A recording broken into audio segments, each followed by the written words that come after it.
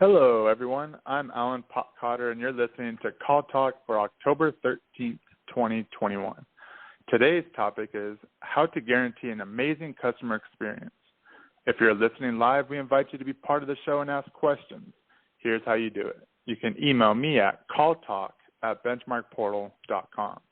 I want to remind everyone that all of our shows are archived and available to listen to at benchmarkportal.com any time of the day.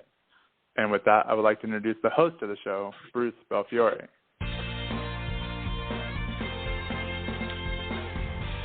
Thank you, Alan, and welcome back to Call Talk, everyone. Well, an experience guarantee of good customer experience goes beyond merely warranting a product against defects. It really encompasses the entire customer journey to promise an experience that really never falls short of expectations. In those situations, customer loyalty skyrockets because people trust your brand, your product, your service. But that trust is earned not by the occasionally wow moment, but by being remarkably consistent, something that can be difficult to do. And that's why we wanted to talk more about how to guarantee an amazing customer experience. And we brought in an expert on the topic for you, Jeff Toister, author of the book, The Guaranteed Customer Experience. Welcome to the show, Jeff. Hey, Bruce, thanks for having me. I was doing my research. I think this is the third time that I've joined you. So despite all the things I did wrong on the other episodes, you've had me back. So thank you so much for that. Absolutely. Well, we're very forgiving, Jeff. Actually, the other episodes were great successes. People loved them. And so we're really, really happy to have you back on. And just for those who didn't catch Jeff on the other shows, I'll give a little bit of an introduction. He's a best-selling author who has written 4 customer service books, including The Guaranteed Customer Experience, How to Win Customers by Keeping Your Promises. He's a former contact center manager, trainer, and frontline agent who has been recognized by global gurus as one of the top 30 customer service professionals in the world. And thousands subscribe to his customer service tip of the week email and have taken his video-based training courses on LinkedIn Learning, including the one on customer service foundations and phone-based customer service. So, Jeff, we're really delighted to have you on yet again, and hopefully not for the last time, but part of a continuing series. And I have your book in front of me, in fact. And so how about if we just start with some basics? How do you define customer experience? Well, I want to thank you for asking me that question. And the reason I appreciate that particular question is there's a trend in the contact center world where we're renaming the contact center or the customer service team the customer experience team. But we're not doing anything different. And I think that can be a little harmful, and here's why. The definition of customer experience, this is not mine. I wanted to find somebody else's definition, and I turned to my friend Annette Franz, who is a customer experience expert. Her definition really resonated with me because I'm going to paraphrase. So, Annette, if you're listening, I'm sorry if I don't get it word for word, but it's essentially all of the touch points and interaction that a customer has with a brand over their entire experience. So it's not a single interaction. It's the accumulation of all of your touch points and interactions and how you feel about them. And so, the reason I'm so glad you asked that question is that it's much broader than just the customer service or customer experience team. It's advertising, it's delivery, it's the product quality, it's how we use the product, post-sales support, and customer service is a part of the overall customer experience, but it's just one part of it. So thank you for starting us with that question. I appreciate it. Yeah, I think it's important to dig down into it because you could just sort of say, oh, well, everybody knows what we're talking about when we talk about customer experience, but that's not really true because we have to look at it, as is always the case, from the customer's point of view instead of from our point of view. And you mentioned 2 things that I think are very important. In other words, there's all the touches, right? And I think we have to think about, when we're thinking about the customer experience, the memory that lasts of those touches, right? And the feeling about those memories. So we've got memory and we've got feeling, and therefore constructing that means that you have to do the sorts of things you talk about in the book in terms of making sure that customer journey, that customer experience is really something that will stand out to the customer. Customer experience is very broad, and so one of the things I would ask you is, how can organizations create a guarantee around something that complex? Well, part of our challenge is to get specific. So just as we need to get specific about, what does customer experience mean? What are we actually talking about here? When we're trying to create a guarantee for an experience, we need to be very specific about what we're actually guaranteeing. And I think the starting point for organizations is to focus on the customer and understand that a customer is not really buying your product or service. They're buying a solution to a problem. So if I'm buying a plane ticket, I'm not really buying a plane ticket. I'm buying a way to get from A to B. Or if I'm buying a new pair of running shoes, I'm not buying the running shoes, really. I'm buying the ability to go out for more runs or improve my fitness or do something else. And so if an organization understands the problem their customer is trying to solve, and it's a problem they can actually solve and solve well, then you can create a guarantee. And there's three steps to that guarantee. One is a specific promise to solve that problem for your customer. Two is to take action to make sure that you're actually keeping your promise. And three is recovery. And what I mean by that is no business will be 100%. And so when something does go wrong, you have to understand that problem the customer is trying to solve and restore faith and trust in your customer's mind. Like you said, that emotion and that memory that, hey, they will take care of me the next time. Yeah, that's right. And actually, you do set out in your book really well the promises, the action, and the recovery components of all this. And how about if we go through those? If you could talk about the promises in terms of what you say you'll do to resolve your customer's problem. And if I could just, include the fact that there are problems, and then there are also situations where the customer is calling in to scratch an itch, if you will, that's very positive for them. So, for instance, our colleague here, Alan, went on his honeymoon recently and, had a really good experience with regard to setting up his honeymoon. And so some of those things, when we're talking about memories and feelings, right, some of the feelings can be, well, I'm calling in and, boy, my anxiety level really went down and I feel so much better because of the service I got. In other cases, it's, I'm really excited about this possibility to get those running shoes or to go on my honeymoon, right?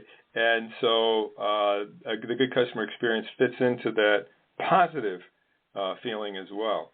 But I've said enough here. Let me go back to you with regard to the promises to begin with.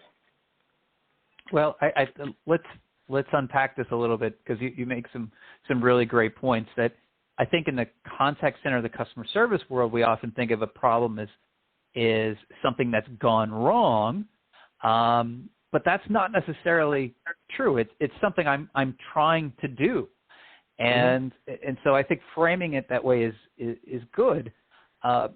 When it comes to promises, then what we're really doing is we're telling our customer, hey, we can take care of this for you. We can assure you, and that's actually the definition of a guarantee is a promise intended to provide assurance.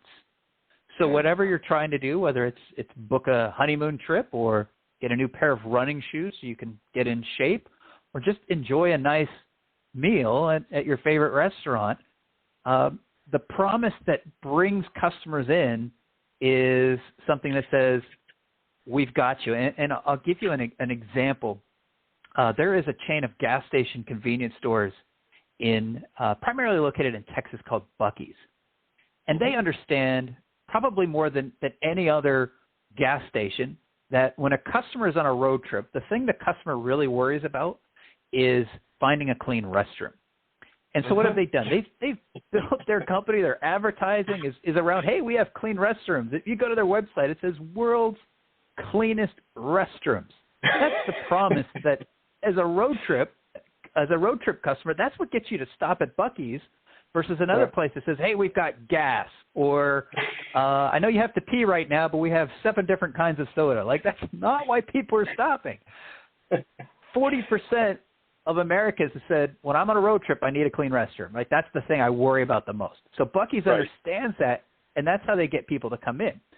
Now, the thing that I haven't shared with you is when you get to Buc-ee's, their restrooms are not only just clean.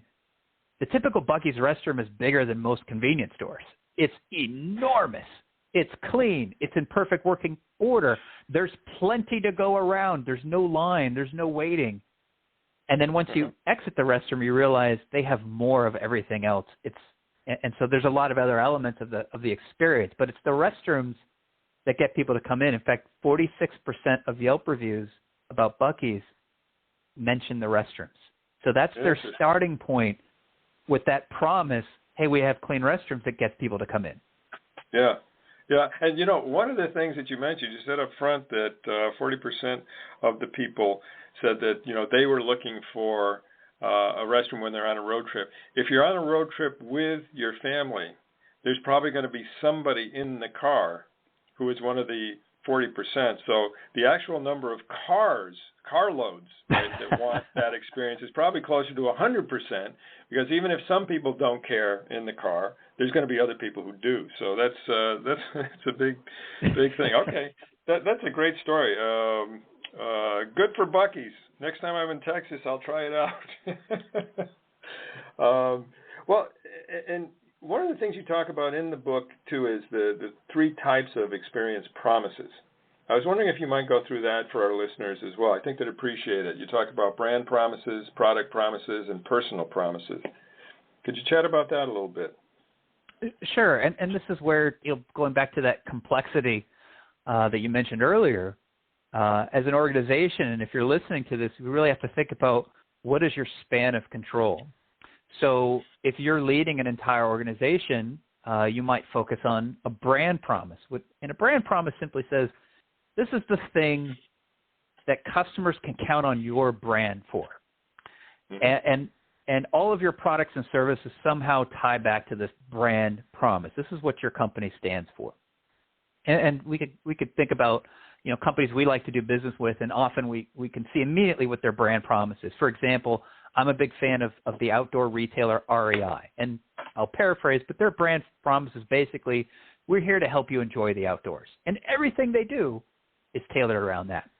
Now, we also sell a lot of different products or services. So maybe you support a particular product or deliver a service, or you're a product manager, or that's your span of control. We can have promises around what that particular product or service might do.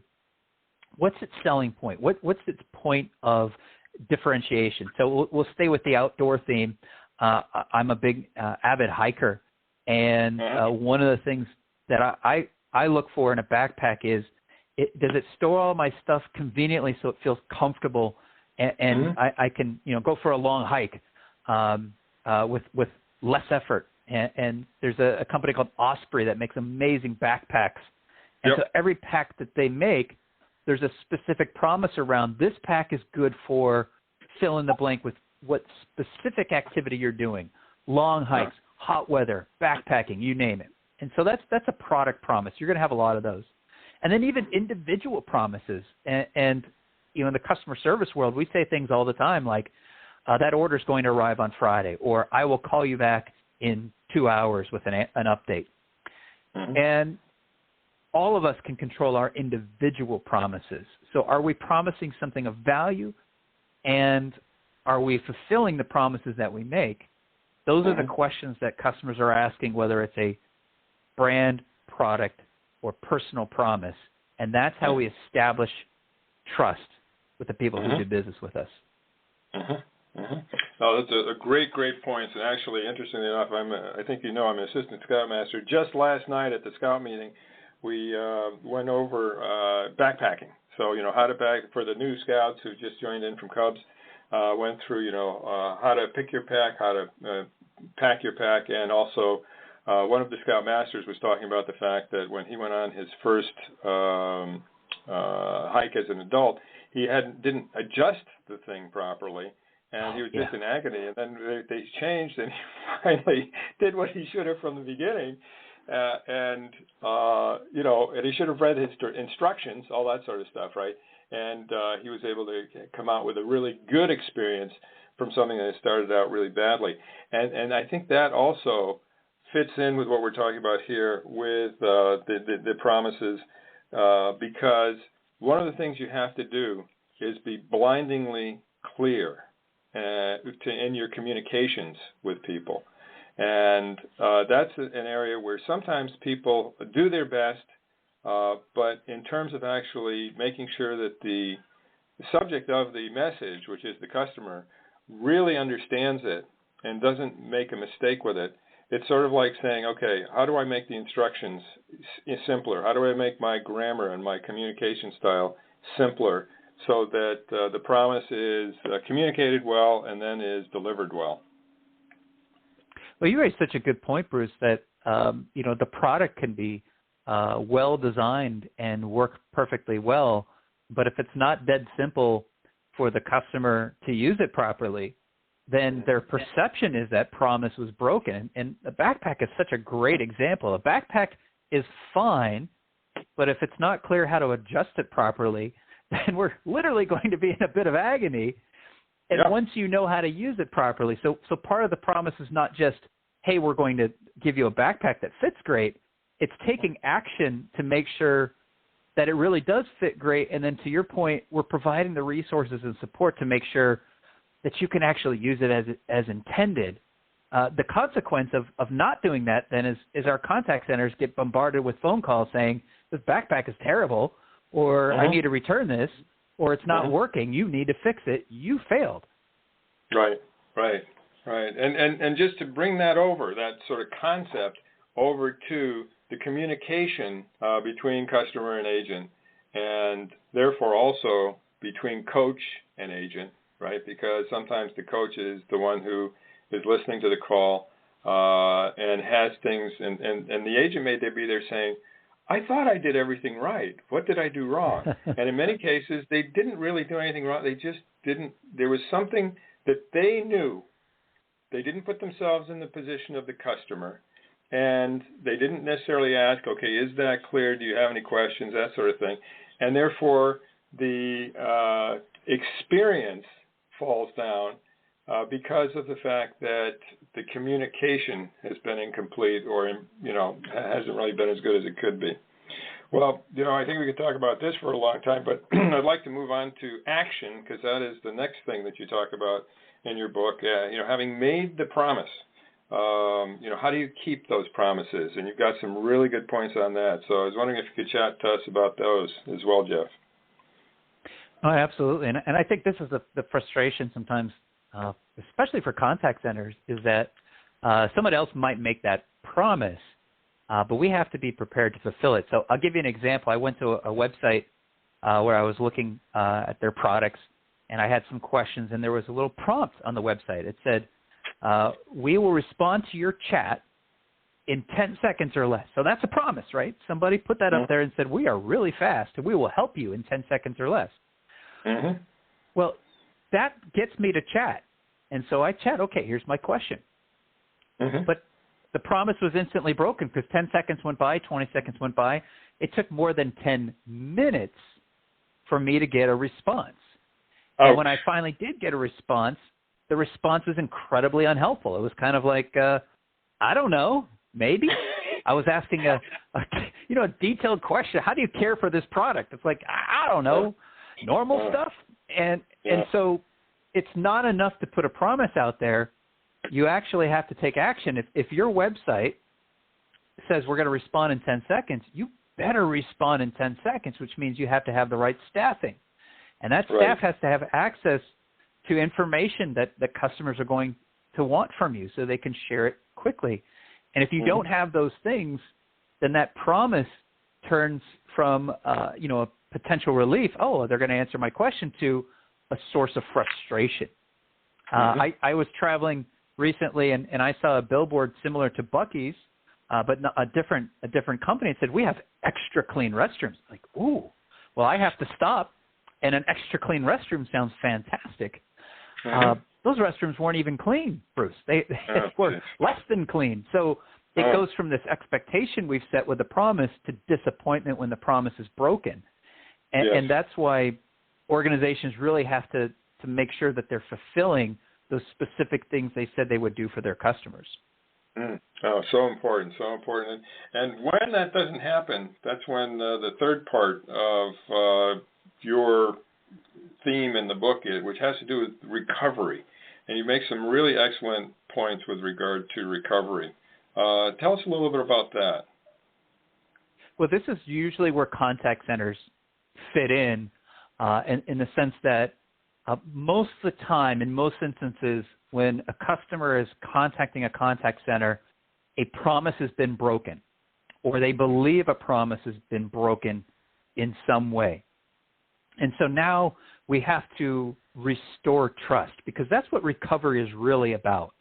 It's convincing the customer that whatever went wrong, not only will it be fixed, but you can count on us to get it right the next time. And the way to recover is really to understand that original problem that the customer was trying to solve. Now, I know many of your listeners are probably aware there was a certain airline that canceled thousands of flights over the past few days, and people are really upset. And if we think about a canceled flight, recovery is not really like, oh, I'm so sorry, or here's a discount or a voucher for your next flight. Recovery is, what's that original problem? Well, I needed to get to visit my son in college, or my aunt is in the hospital, or I was going to a wedding and now I'm stranded and I can't get there. Recovery is saying, hey, we've got you.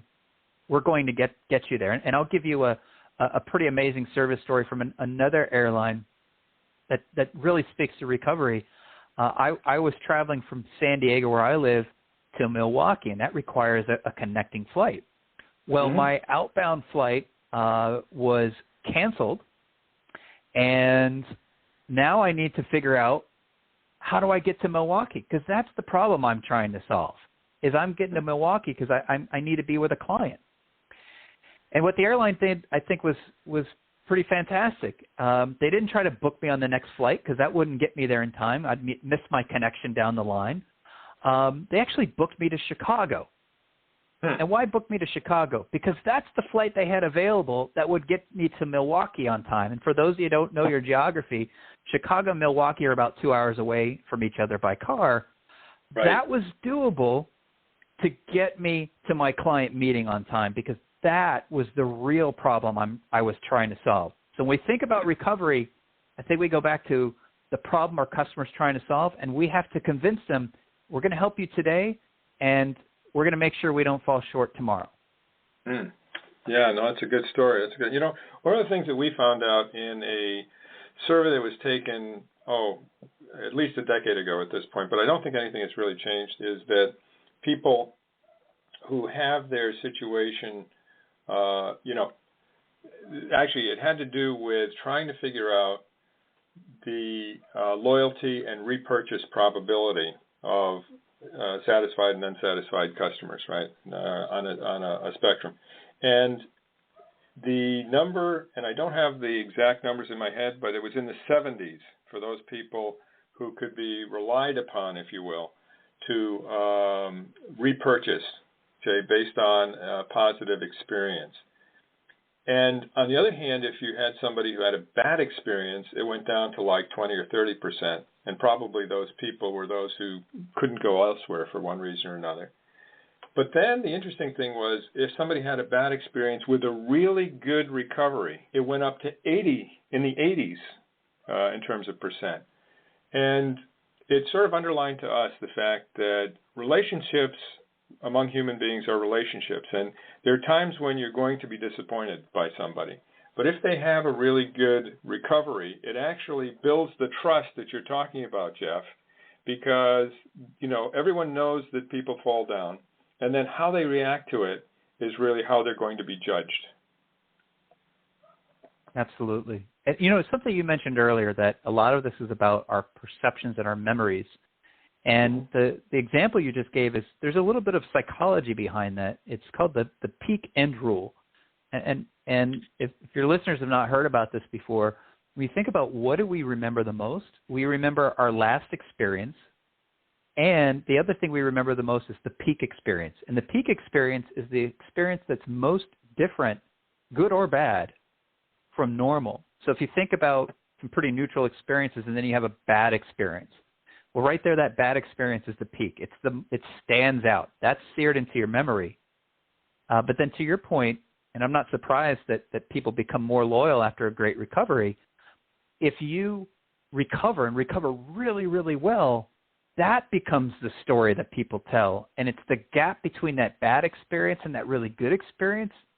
That is significant. And that is the new peak.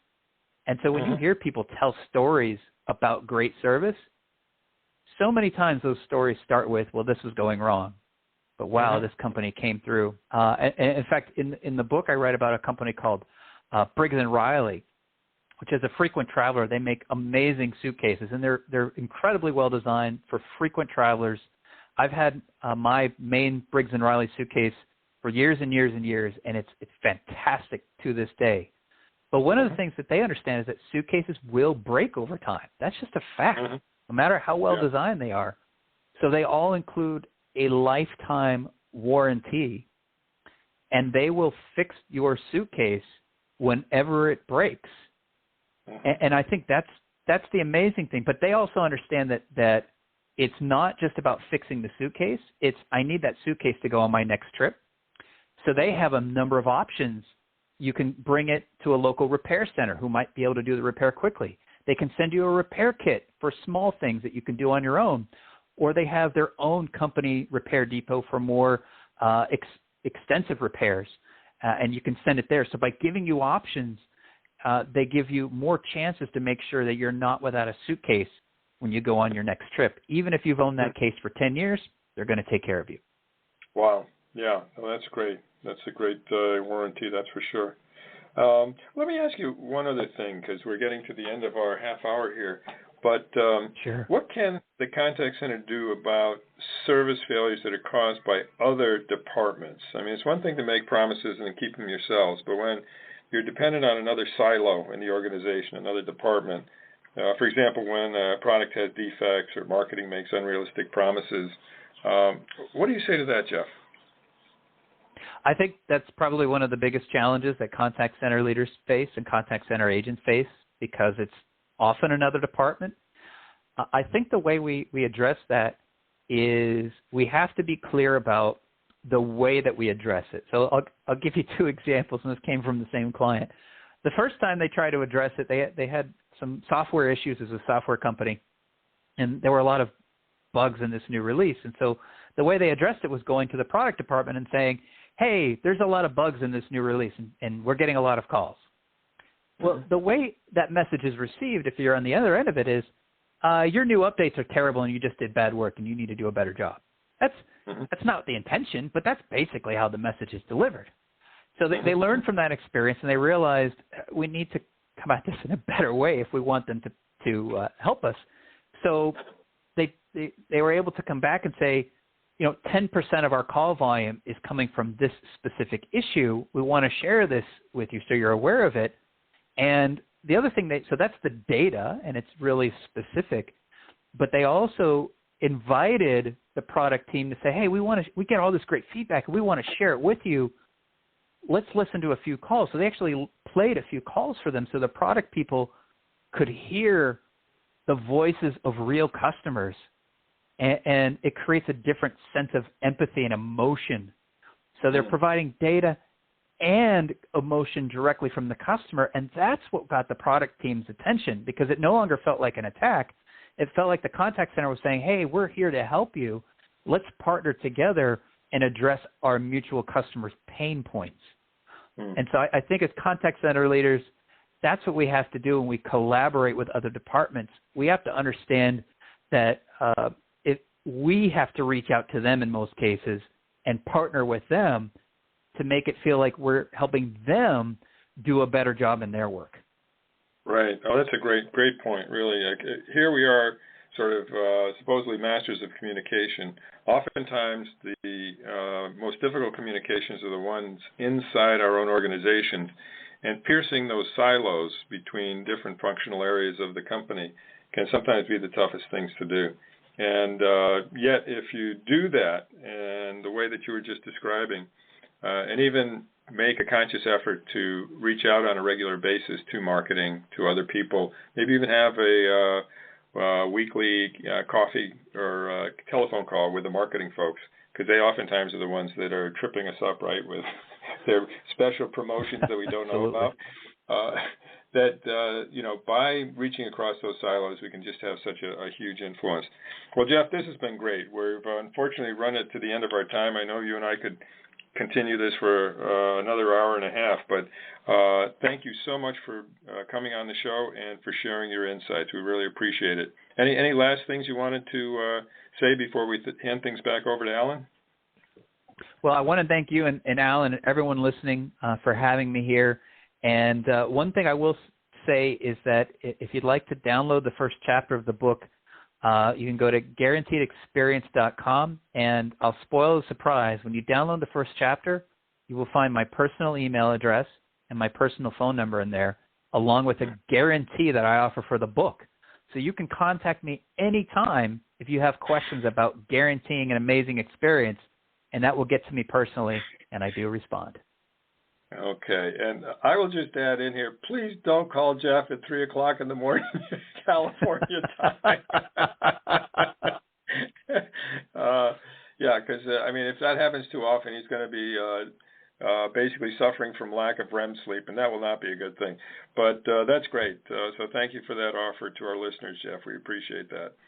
Okay, well, listen, I'll hand things over to Alan and to wrap things up. All right, thanks again to Jeff and to Bruce for your insightful discussion on today's show. Be sure to join us next month for another great show, or look at our huge selection of archive shows on hot topics at BenchmarkPortal.com. Then click on Call Talk, where you'll find over 11 seasons of this show. From all of us at Benchmark Portal, keep those headsets steady and your fingers ready. This is Alan Potcotter signing out. Have a great day.